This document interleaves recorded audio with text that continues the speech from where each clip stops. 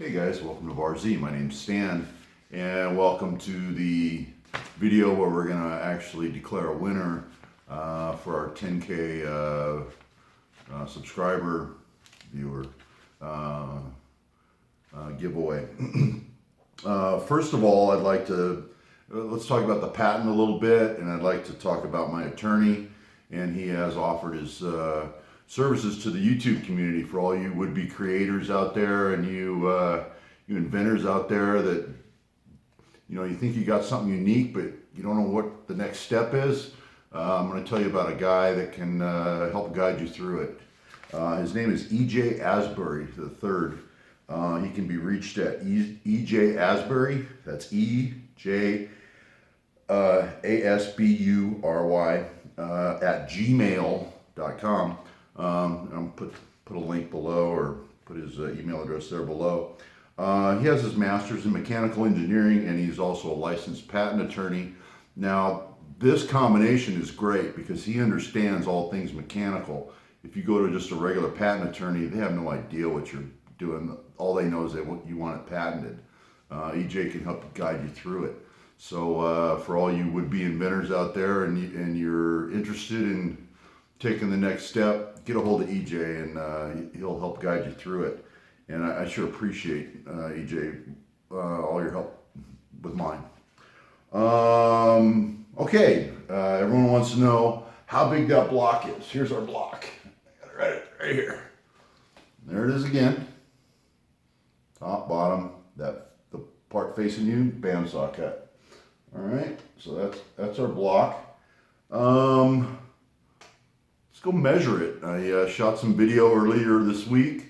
Around, I don't know, it was around 400-ish comments.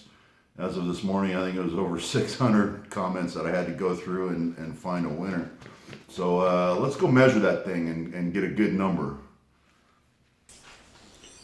Okay, well, before we start this trick, we need to check this for parallelism because it's all academic from there. Here's our block ground here and here, bandsaw cut here and here. So this is the same block that was in last week's video, and we're just going to set it down. If you don't feel anything on the table or under the block, it feels pretty good. Let's get zeroed up on it here.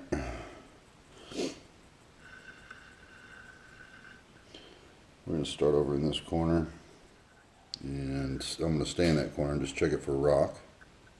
Nothing detected.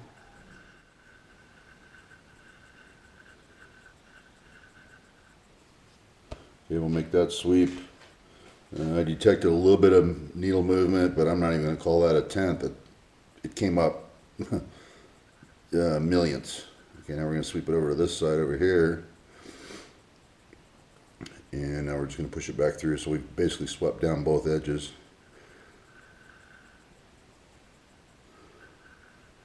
Just pushing it with my fingernail.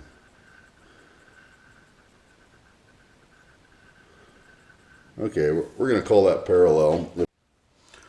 Okay, I think we're set up here. We got our gauge blocks out, which were recently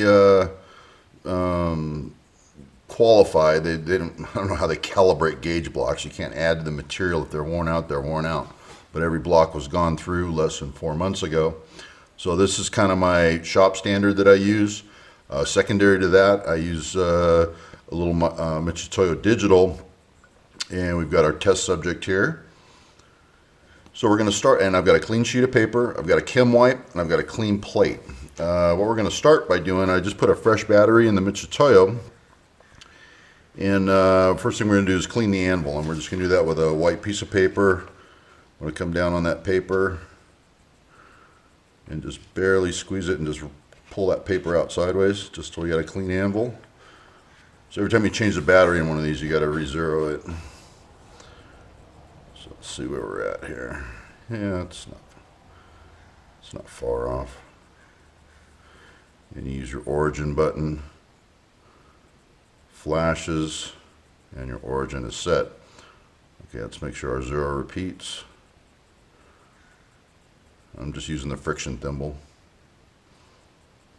All right.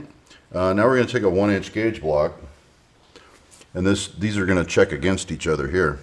Got a Weber 1-inch gauge block here. And also with the paper, we're going to clean the two measuring surfaces.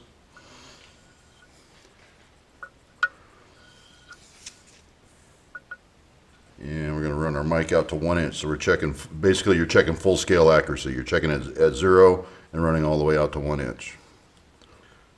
And basically what you're doing is you're checking that against this to make sure this is a reliable source of reference.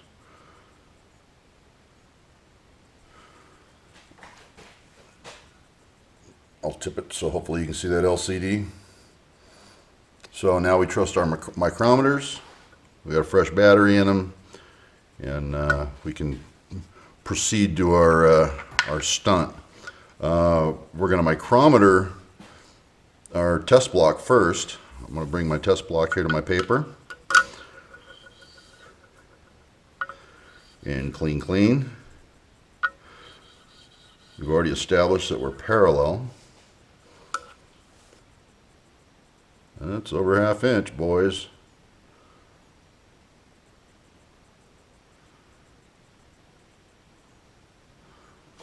I'm getting 5749,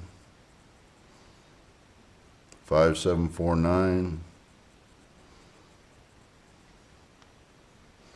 5749, 5749. So let's record that.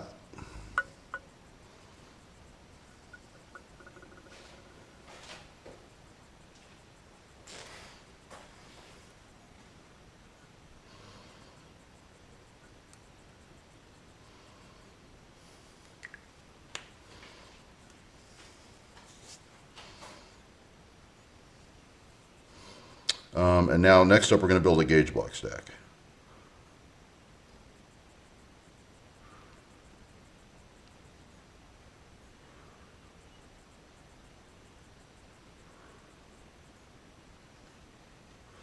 And we're going to do this comparatively.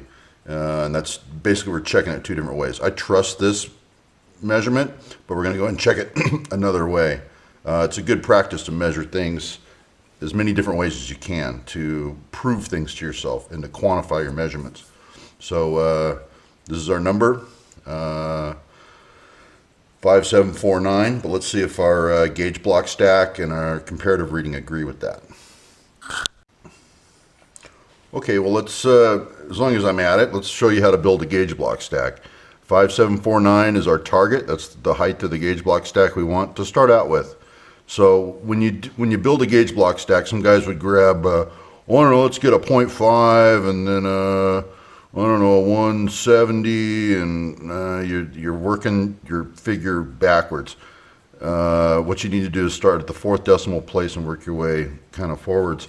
So we're going to start with a 1009. So that's 0.1009. So that cancels this out. That brings that down. We're taking this away. So that's a 0. That brings that to a 4. That brings that to a 7. That brings that to a 4. So we need a 474 now. And our next number we're going to work, or the next decimal place we're going to work on is this one. So we're going to find us a, let's see, a 104.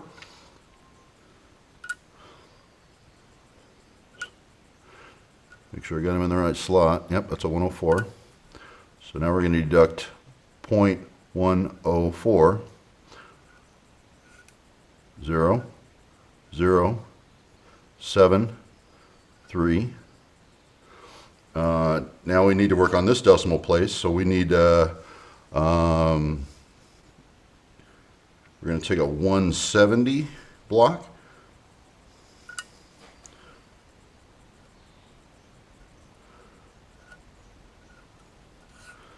Zero, 0, 0, 2. So now we've got 200 thousandths to go, and we just go up to the next range of blocks, and there's a 0.200 right there. So now we take 0.200. I'm just doing this for academic purposes, and you've zeroed everything out. 0.0. So that's your end result. And this is your gauge block stack. According to these gauge blocks, we should get a 0.0 reading from there to there. Now, if we do need to make an adjustment, all we do is we switch out these little gauge blocks, the one with the 9/10, change it down to an 8/10 or a 7/10 or whatever. So we're going to make sure that this block, or the 1009 right here, the 1009 is going to be on top, so we can switch that easily. So let me get that set up. I need to get these blocks clean, paper trick. We're just going to clean them with the paper, and then we're going to ring them all together, and then we're going to comparatively check them. We'll check them with a mic. We'll check them comparatively. Like I say, check them as many ways as you can. So let me get this set up. Okay, so we've made our gauge block stack. We've wiped each individual gauge block on the paper to clean it. We wrung all the gauges together, and I just use the twist where you push firmly and twist 90 degrees. That sucks all the air and everything out of them and make sure that it scissors off anything that can get in between them. And we're going to check it now. We checked our full scale accuracy with our mics. Now we're going to go to the gauge block stack and measure that. And I let these gauges sit.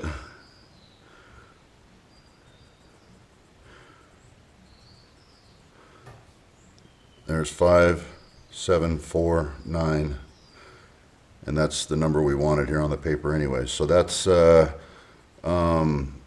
let the gauges sit for about 15 minutes. You know, after you handle them, they swell up, and if you measure them right away, you're going to get a long reading. So we let them sit for about 10 or 15 minutes after we built the stack to let them cool down from me handling them.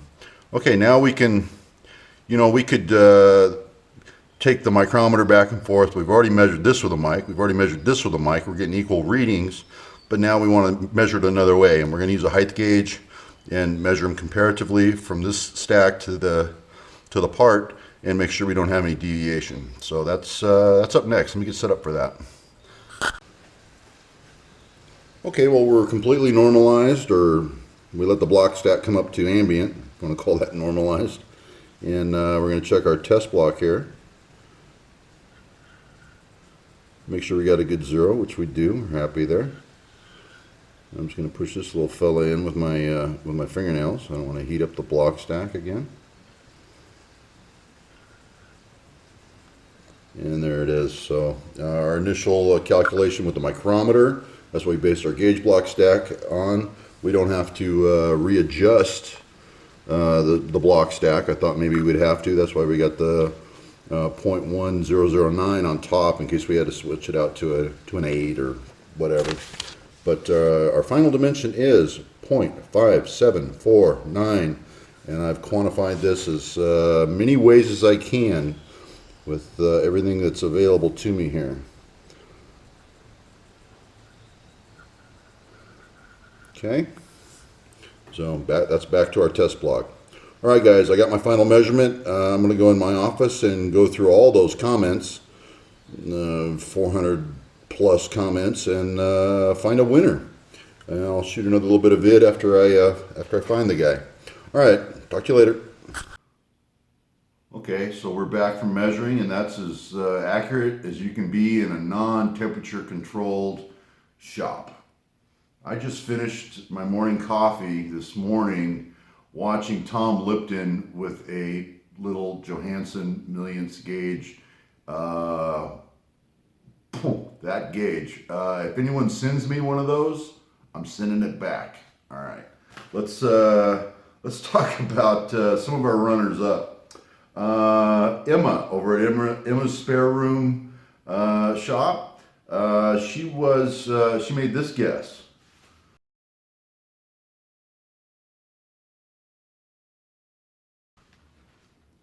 So pretty close. She was 3.5 thousandths above.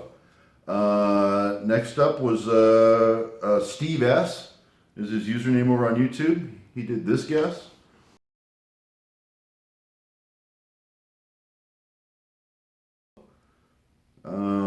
Next up was a YouTube user named Telecrate.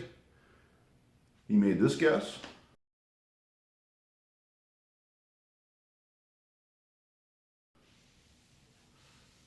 He was 2.4 thousandths above.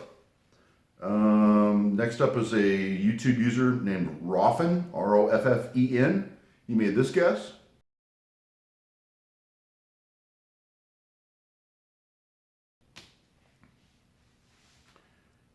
And he was 2.4 thousandths above. Now let's move on to our grand prize winner. And let's show the prizes. There's my set there. Old dirty box. And this is what a fresh box looks like before people start putting their oily hands on it.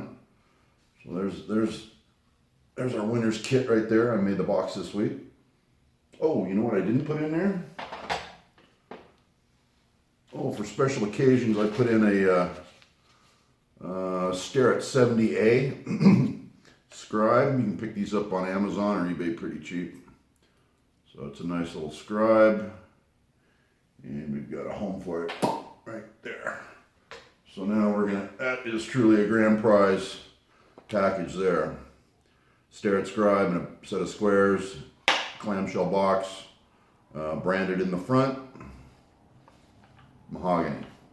Okay, so grand prize winner, our actual size, 0.5749 inches, also known as 14.6024 for you non-moonlanders. Our grand prize winner is a user by the name of Mark R. He guessed 5762, which is 1.3 thousandths above the mark. So congratulations, Mark. You need to send me an email and give me all your contact info and shipping address and all that. We're going to get your kit to you. All right, guys. Thank you, everybody, for watching. Thank you, everybody, for playing. And thank you for all the great comments and everything I get from you guys on the channel. See you again soon. Thanks. Bye.